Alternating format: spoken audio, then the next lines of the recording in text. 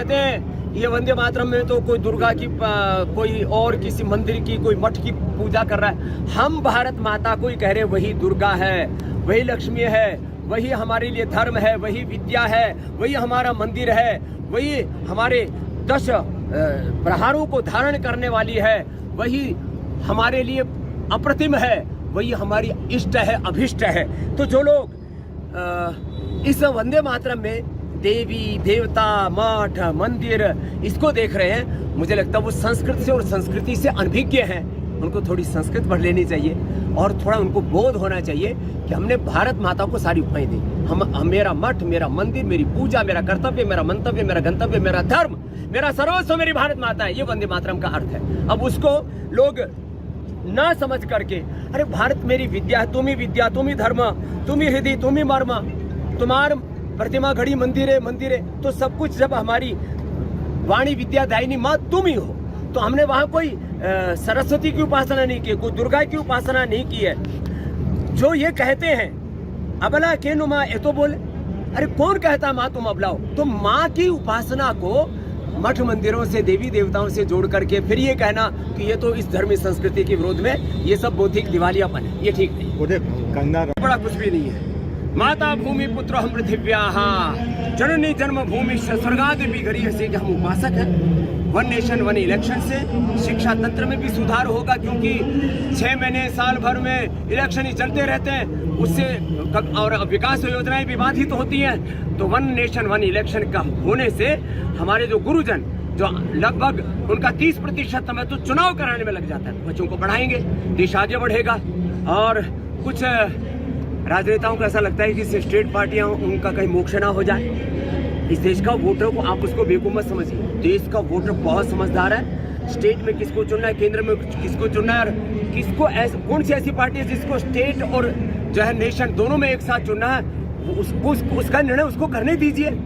आप अपने राजनीतिक तुच्छ स्वार्थों के लिए इस देश के हितों से समझौता नहीं कर सकते। इसलिए सब संतों ने एक मत से तय किया है कि ये बात दूर तक जानी चाहिए। वन नेशन वन इलेक्शन के माध्यम से ये देश प्रगति के पथ पर और तेजी से आगे बढ़ेगा। देश को प्रधानमंत्री जी ने 100 से ज्यादा ऐसी विकास योजनाएं शुरू की हैं जिससे कि 2047 तक विकसित भारत बने। हम तो चाहते हैं कि 2040 तक ही बन जाए। तो इस कार्य से वह और गतिशील होगा ये लोकतंत्र। और चुनाव सुधारों को लेकर के और भी प्रतिबद्ध हमारे देश के प्रधानमंत्री। लेकिन कुछ लोग सड़कों पर संसद में हंगामा और अराजकता करके ऐसा चाहते हैं कि हम लोकतंत्र को बंदी बना लेंगे, लोकतंत्र को हम कैद कर लेंगे। भैया चुनाव लड़ करके प्रधानमंत्री बन सकते हो, सपने सभी देख सकते हैं। देश के संविधान ने आजादी दी है सबको, ये अधिकार दिया है कि आप प्रधानमंत्री बनने के सपने देख सकते हो। लेकिन प्रधानमंत्री देश के वोटर बनाते हैं, आप दिवा स्वप्न ना देखें। हाँ, इतनी बात मैं जरूर कहूंगा, सुधार यद्यपि शिक्षा तंत्र, चिकित्सा तंत्र, अर्थतंत्र, कृषि तंत्र, लोकतंत्र के विविध घटकों में सुधार की आवश्यकता है और उसके लिए भी देश की सरकार भी काम कर रही है, आगे भी काम होते रहेंगे। लेकिन कुछ लोगों को ऐसा लगता है कि देश में कुछ अच्छा काम हो ही नहीं रहा, इसलिए छोटे छोटे बच्चों को भी 5, 7, 10 साल के बच्चों को आगे कर रहे हैं कि थाना घेर लो, एसपी को घेर लो, डीएम को घेर लो, सड़कों के ऊपर खड़े हो जाओ। नाबालिग बच्चों को, छोटे बच्चों को आंदोलनों में धकेलना चाहिए। जो वरिष्ठ नागरिक है, 18 साल की उम्र के बाद के जो नागरिक है, उनको आगे आना चाहिए। कोई भी आपको लगता है कि कहीं अन्याय हो रहा है, किसी के साथ भी अन्याय हो रहा है, मैं तो कहता हूँ अन्याय चाहे छात्रों के साथ हो रहा है, अन्याय चाहे एक मरीज के साथ हो रहा है, अन्याय चाहे जवानों और किसानों के साथ हो रहा है, अन्याय चाहे एक SC ST के साथ हो रहा है, और अन्याय चाहे एक ब्राह्मण के साथ हो रहा है। आज SC ST का कोई अपमान करे तो सब लोकतंत्र की, संविधान की दुहाई देने लगते हैं कि ये तो संविधान के खिलाफ है। SC ST का अपमान यदि संविधान के खिलाफ है तो एक ब्राह्मण का अपमान भी संविधान के खिलाफ है। कुछ लोग ब्राह्मणों को गाली देने में लगे कि देश में तो लोकतंत्र चल ही नहीं रहा, ब्राह्मण तंत्र चल रहा, बढ़िया तंत्र चल रहा है। ऐसी बातें बोलना भी ये संविधान और देश के लोकतंत्र के खिलाफ है और ऐसा नहीं होना चाहिए। न तो SC ST को गाली दो, न क्षत्रिय को, न वैश्य को, न शूद्र को, न ब्राह्मण को, और न सन्यासी को। सन्यासी को गाली देना आजकल एक नया फैशन हो गया। और आपस में समाज में ऐसे भेद की दीवारें खड़ी कर दी हैं, एक दूसरे को एक दूसरे के साथ लड़ाना चाहते हैं। ऐसा नहीं होने देंगे।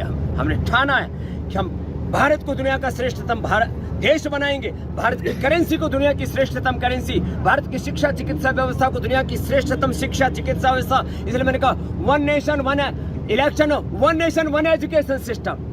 धामी जी ने अच्छा किया, यहाँ पर समान नागरिक संहिता यहाँ पर लागू करवाई, मदरसा बोर्ड बंद कराया, एक जैसी शिक्षा, एक जैसी चिकित्सा, एक जैसे संवैधानिक अधिकार देश के सब नागरिकों के हैं। इस दिशा में बड़ा कार्य हुआ। तो ऐसे कार्यों की अनुशंसा होनी चाहिए। और मैं कह रहा था, जब देश आगे बढ़ेगा तो देश की करेंसी दुनिया की श्रेष्ठतम करेंसी होगी। भारत का पासपोर्ट इतना मजबूत होगा कि हमें 150 देशों 200 में जाने के लिए वीजा लेने की जरूरत नहीं पड़ेगी। ऐसा देश हम सबको मिलकर के बनाना पड़ेगा। तो मैं अपेक्षा करता हूँ कि जो भी भारत से प्रेम करते हैं वो इस विषय का विरोध नहीं कर सकते। एक बात वंदे मातरम के भी संदर्भ में, एक देश एक चुनाव एक विधान एक निशान, ये जो परंपरा है, जब भारत स्वतंत्र हुआ था उसके बाद पहला चुनाव हुआ था 1952 अर्थात 1952 में। उसके बाद से लेकर लगभग 70 तक जो है सारे देश के विधानसभाओं के और लोकसभा के चुनाव साथ में होते थे। फिर अन्य अन्य राज्यों में विधानसभाओं को भंग करने की एक प्रक्रिया प्रारंभ हुई। बलपूर्वक जो है राज्यों की विधानसभा को भंग किया गया, मनमाफिक गवर्नरों को थोपा गया। उसके बाद ये परंपरा बढ़ती गई। वर्तमान समय में देश की जो परिस्थितियाँ हैं उसको देखते हुए, और ये एक बहुत अच्छा सुझाव है, इसके लिए भारत सरकार के हमारे केंद्रीय कृषि मंत्री माननीय शिवराज सिंह चौहान जी और हमारे उत्तराखंड के यशस्वी मुख्यमंत्री माननीय पुष्कर सिंह धामी जी ने सबसे पहले यहाँ हरिद्वार से शुरुआत किया है। संतों के इसमें क्या सुझाव हैं, क्या उनके विचार हैं और वो उनका क्या आशीर्वाद है। तो हम लोग तो एको ब्रह्म द्वितीय नास्ति के सिद्धांत को मानते हैं।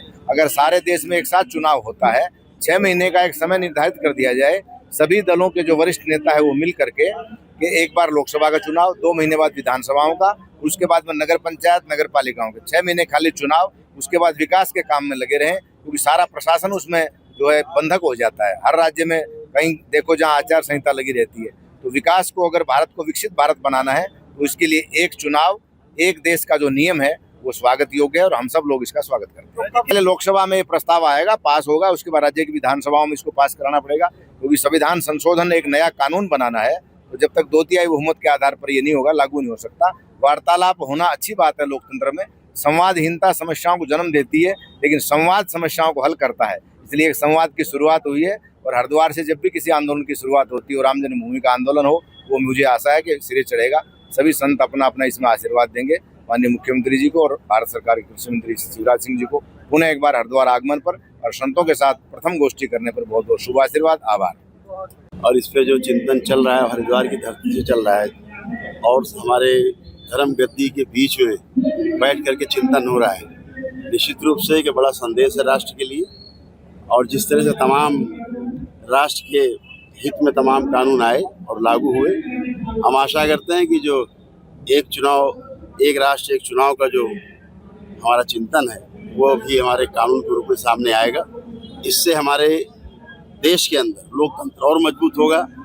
हमारी शिक्षा, हमारा स्वास्थ्य, न्याय, कृषि, अन्य जो जनता के संबंध में उनको मजबूत करने वाले और समान अधिकार देने वाले विषय हैं, वो निश्चित रूप से और मजबूत होंगे और हमारा देश तमाम जो चीज़ों को नुकसान सहता है अलग अलग चुनाव में, उनसे बचेगा। और वह जो संपत्ति है जो चुनाव में नष्ट होती है वह बचेगी, तो राष्ट्र के धारा में, मुख्य धारा में वो काम आएगी और उसका हमारे नवयुवकों को, महिलाओं को, बच्चों को, बुजुर्गों को, सभी को उसका लाभ मिलेगा। हम शुभकामनाएं देते हैं कि यह जो संकल्प है एक राष्ट्र एक चुनाव का वह पूरा हो और हमारे पूरे देश का जो हमारा लोकतंत्र है और मजबूत हो। हरी है। आज जो यहाँ पर संतों ने जो प्रस्ताव पारित किया, आज पार्टी ने वंदे मातरम को आत्मसात कर लिया, कांग्रेस नहीं कर पा रही है, या फिर पार्टी ने तय कर लिया कि वंदे मातरम हमारा है।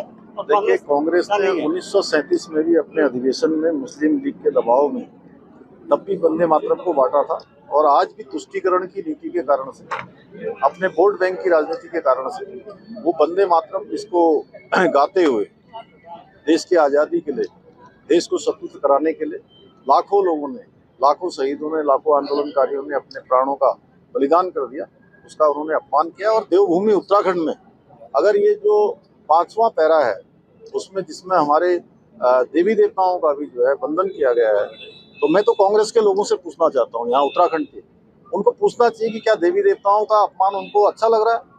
कांग्रेस के लोगों को ये प्रश्न करना चाहिए कि यहाँ माँ नंदा सुनंदा हैं, यहाँ माँ चंडी हैं, माँ हाट कालिका हैं, माँ धारी हैं, माँ पूर्णागिरी हैं।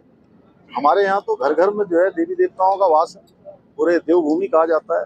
तो निश्चित रूप से ये बहुत तुष्टीकरण की राजनीति है और उत्तराखंड में इसको लेकर बहुत, और देश में तो है ही, उत्तराखंड में भी है। समागम बहुत अच्छा हुआ और सभी संतों ने इस पवित्र श्रावण मास में आदरणीय केंद्रीय मंत्री शिवराज सिंह चौहान जी, जो कि पूरे देश के अंदर ये जो अभियान है, इस अभियान को लोगों के बीच में ले जाने का काम उनके माध्यम से हो रहा है। तो यहाँ संतों ने सबने आशीर्वाद भी दिया है और संकल्प भी लिया है कि इसको जो है जल्दी से जल्दी देश की संसद पास करे। वंदे मातरम भारत माता की वंदना का गीत है और मातृभूमि की पूजा से, वंदना से किसको आपत्ति हो सकती है।